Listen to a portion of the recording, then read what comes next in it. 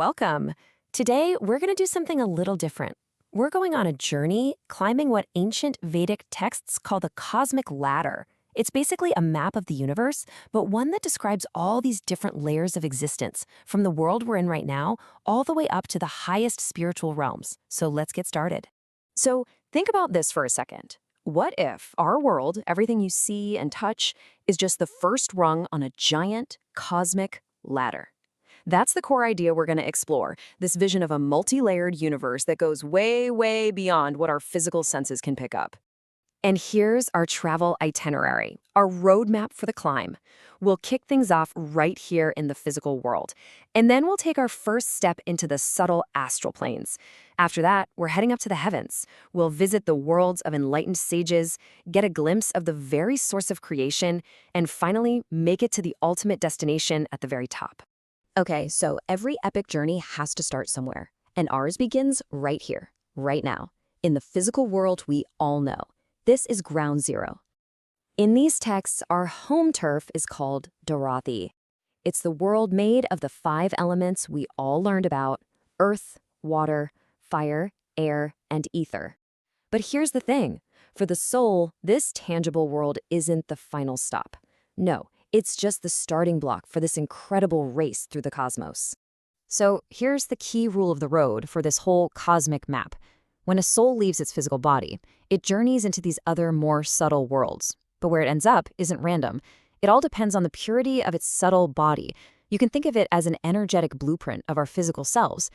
Living a spiritual life is all about purifying and refining this body, making it lighter, which allows it to naturally rise and reach these higher, more incredible realms. All right, let's take that first step up the ladder. We're leaving the physical world behind now and stepping into the non-physical, these subtle layers of reality that are right here, just beyond our everyday perception. This first new neighborhood is called Bhuvarloka, or the Astral world. And it's not described as some make-believe fantasy land. No, it's considered just as real as our world. It's just made of much finer, more subtle stuff. So remember how our physical world is made of 5 elements? Well, the subtle body here in the astral realm is even simpler. It's made of just 3: Agni, or fire, Vayu, or air, and Akasha, or ether. It's this lighter makeup that lets a soul exist in this more refined reality. And just like Earth, Bhuvarloka is absolutely teeming with life. It's a busy, layered place with a huge population of souls. You've got the whole spectrum here, from really positive beings like deities and good spirits, all the way to some more negative entities. They're all coexisting in this non-physical world. Let's keep climbing. We're moving up and beyond those first astral layers, and now we're heading into a realm of pure divine pleasure, a place that many of us would probably call heaven or paradise. And its name is Swargaloka, which literally translates to the golden realm. This is pretty much the classic idea of heaven. It's a world of incredible joy, beauty, and pleasure, where all the good karma from your good deeds gets enjoyed. And get this. The texts even give it an address on the cosmic map. It's said to be this celestial kingdom located between our sun and the pole star. This is the domain of Indra, the king of the gods, and it's a place of just unimaginable beauty and happiness. But as amazing as a golden paradise sounds, the journey is far from over. The ladder keeps going up.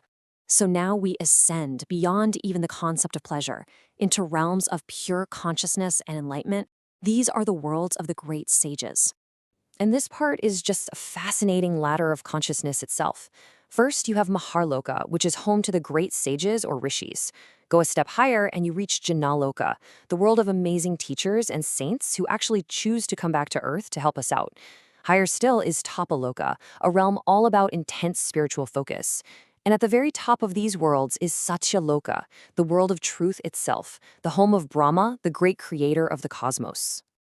Okay, now we're about to make a huge leap. We're moving beyond all the worlds that have been created, even those super high-level ones we just saw. We are now entering the causal planes. You can think of this as the source code, the master blueprint from which all the lower realms are designed. And up here in this source code realm, there are 2 main abodes. There's Vishnu Puri, which is the world of Vishnu, the sustainer, and then there's Shiva Puri, the home of Shankara. The beings here are so incredibly elevated that their bodies aren't made of physical or even subtle stuff. They're made of what the texts call supreme elements, pure spiritual light, really. Now, this brings up a really crucial point for the final leg of our journey. The Shankara, who lives in Shiva Puri, is described as the very first form to appear out of the ultimate formless reality of Shiva. So think of Shankara as the manifested God, the first expression you can comprehend, while the absolute Shiva is the silent, unmanifested source that's beyond any form at all. And that brings us to the very, very top of the ladder, the final destination. We've traveled through the physical, the astral, the heavenly, and the causal realms. Now, we've arrived at the ultimate source of absolutely everything. Because beyond all the worlds, beyond all the forms, beyond every single layer of creation we've just explored, there is one final, supreme reality. And it is called Param Dham, the supreme abode. Now, this isn't just another world on the list. This is the source. This is the home of the formless, absolute Shiva, the ultimate reality that the entire universe flows out of. And the deepest insight here is that this entire cosmic structure, from our little physical world all the way up to the most magnificent heavens, it all comes from this one, single, formless, silent source. It's both the starting point and the final destination of the soul's long journey home. So this whole cosmic map really leaves us with one last big question. If the entire universe is structured as a ladder of rising consciousness, then what does that say about the potential that's just sitting there, dormant, inside each and every one of us? It suggests that maybe the greatest journey isn't trekking outwards into space, but traveling inwards and climbing the rungs of our very own consciousness. Thanks for joining us on The Climb.